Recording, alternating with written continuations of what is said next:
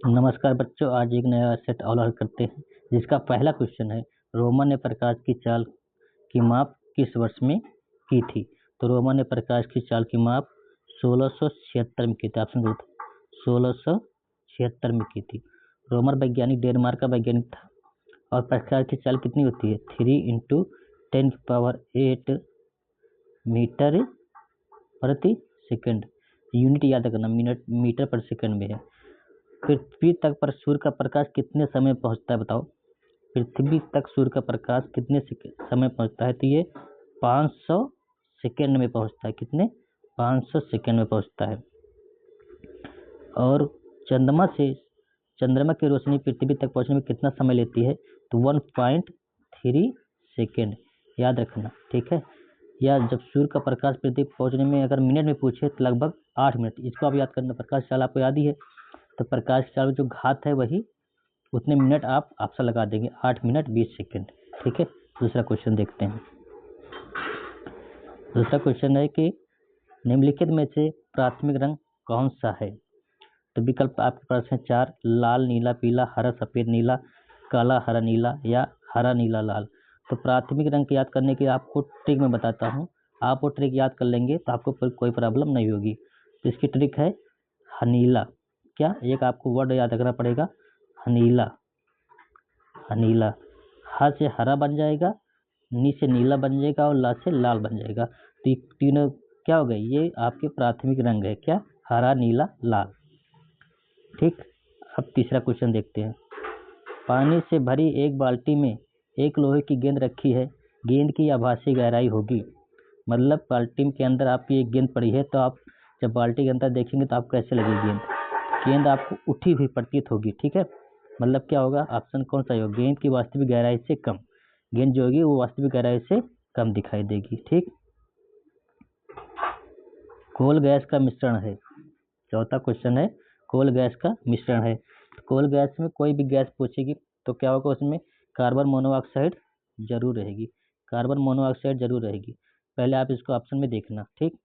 तो hydrogen, methane या carbon monoxide, या हाइड्रोजन, मीथेन या कार्बन डाइऑक्साइड।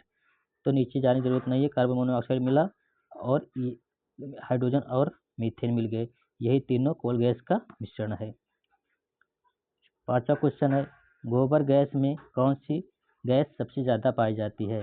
तो गोबर गैस में कौन सी गैस सबसे ज़्यादा पाई जाती है। गोबर गैस में मीथेन गैस सबसे ज़्यादा पाई जाती है। छठवां क्वेश्चन जल गैस किसका मिश्रण है। जल गैस, मैंने अभी आपको पहले बताया कि गैस में कार्बन मोनोऑक्साइड आपको पहले देखना है। तो कार्बन मोनोऑक्साइड यहाँ भी है, यहाँ भी है, लेकिन जल गैस में क्या होता है, किसका मिश्रण होता है, कार्बन मोनोऑक्साइड का और हाइड्रोजन का, ठीक है। कार्बन मोनोऑक्साइड का, हाइड्रोजन का। जल गैस कैसे प्राप्त करते जानते हो। जल गैस प्राप्त करने के लिए हम कोल का भंजक आसवन करते हैं। कौन सा आसवन करते हैं, भंजक आसवन। भंजक आसवन समझते हो आप। भंजक आसवन का मतलब है कि हवा की अनुपस्थिति में हम कोयले को गर्म करेंगे तो हमें कौन सी गैस मिलेगी, जल गैस मिल जाएगी। अब रॉकेट में प्रयुक्त होने वाले ईंधन को क्या कहते हैं। रॉकेट में प्रयुक्त होने वाले ईंधन को क्या बोलोगे बताओ। रॉकेट में प्रयुक्त होने वाले ईंधन को हम बोलते हैं प्ररोदक। क्या, प्ररोदक। प्ररोदक कितने प्रकार के होते हैं, प्ररोदक होते हैं 3 प्रकार के। कौन कौन से, सॉलिड, लिक्विड और हाइब्रिड। कौन से, सॉलिड, लिक्विड और हाइब्रिड। लिक्विड में क्या होगा, इसमें लिक्विड में क्या होगा, लिक्विड LOX लिक्विड ऑक्सीजन और LH लिक्विड हाइड्रोजन। और आपका सॉलिड जो ठोस प्रणोदक है उसमें क्या होगा, ठोस प्रणोदक में होते हैं APCP। APCP मतलब APCP मतलब अमोनियम पर क्लोरेट, अमोनियम पर क्लोरेट, ठीक है। और हाइब्रिड में क्या होगा, हाइब्रिड में क्या होता है कि आपका सॉलिड और लिक्विड दोनों का मिश्रण होता है, उसमें मिलाएंगे। जैसे LOX ले लिया, इसको ले लिया APCP को, तो जो ईंधन बनेगा वो कौन सा होगा, हाइब्रिड टाइप होंगे, ठीक है। दोस्तों क्लास अच्छी लग रही हो तो चैनल को सब्सक्राइब कर लें और वीडियो को लाइक कर देना। ओके, धन्यवाद भाइयों। तो 8वां क्वेश्चन है कि श्वसन किस प्रकार की दहन प्रक्रिया है। तो श्वसन किस प्रकार की दहन प्रक्रिया है? मंद दहन होता है कि अति मंद दहन होता है, या तीव्र दहन होता है, या अति तीव्र दहन होता है?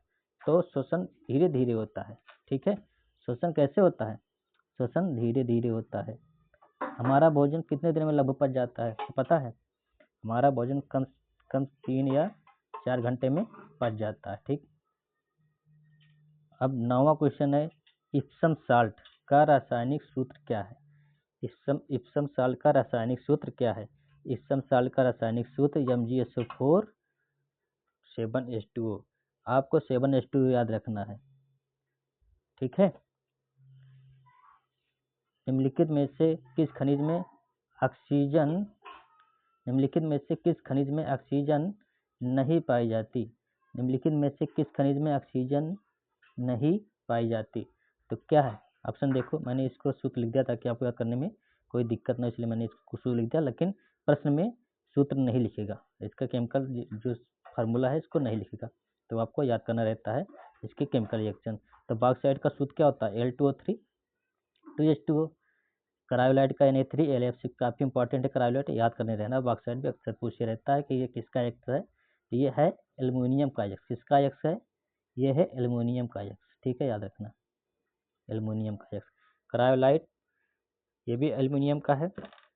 और हेमेटाइट या P2O3 हेमेटाइट। ठीक है, तो आप कौन सा सही है? तो इसमें सही है आपका, इसमें सही है कौन सा? ऑक्सीजन नहीं पाई जाती। तो ऑक्सीजन किसमें नहीं पाई जाती है? तो इसमें ये क्रायोलाइट में ऑक्सीजन नहीं है। देखो, यहाँ भी ऑक्सीजन है, यहाँ भी ऑक्सीजन है, लेकिन इसमें क्रायोलाइट में ऑक्सीजन नहीं है। तो आखिरी क्वेश्चन देखते हैं। आखिरी क्वेश्चन है कि दूध के पाशीकरण के संबंध में उपयुक्त कथन कौन सा सही है? ठीक है, तो दूध का पाशीकरण जानते कैसे कहता है?